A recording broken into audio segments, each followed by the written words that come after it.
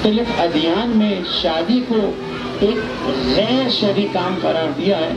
وہاں پر دین نے شادی شدہ جوڑے کی ایک رکعت نماز کو غیر شادی شدہ جوڑے کے لوگوں کے 70 رکعت کے برابر قرار دیا۔ اس کا مطلب ہے اس میں کتنی فضیلت ہے، اور آپ دیکھیں اس کا تقدس کتنا زیادہ ہے، اور اس میں لڑکی کو اللہ سبحانہ وتعالیٰ نے دلہن کو کتنی عزت دی ہے کہ معصومی علیہ السلام فرماتے ہیں کہ جب بیوی کو پیار کر گھر پر لاؤ تو اس کے سر پر ہاتھ رکھ کے دعا پڑھو، 2 رکعت نماز پڑھو،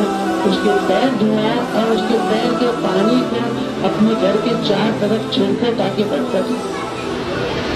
کہاں یہ چیزیں اور کہاں ہماری شادیاں کہ جس میں نہ دین نہ اللہ نہ رسول،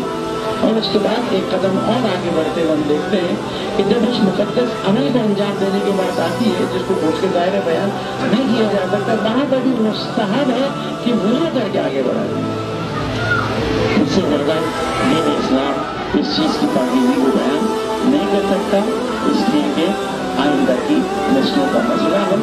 اور اگر خدا نخواستہ آئندہ کی نسلوں کے مسئلے کی طرف ہم نے توجہ نہیں دی تو ہم خود ذمہ دار ہیں۔ ظاہر ہے کہ محترم قائد بہت دیر سے تشریف فرما ہے، اس سے زیادہ میں خطبہ نکاح کو طول نہیں دوں گا، لیکن اس بات کی طرف توجہ ضرور دلاؤں گا کہ نکاح کسی پارٹی کا نام نہیں ہے،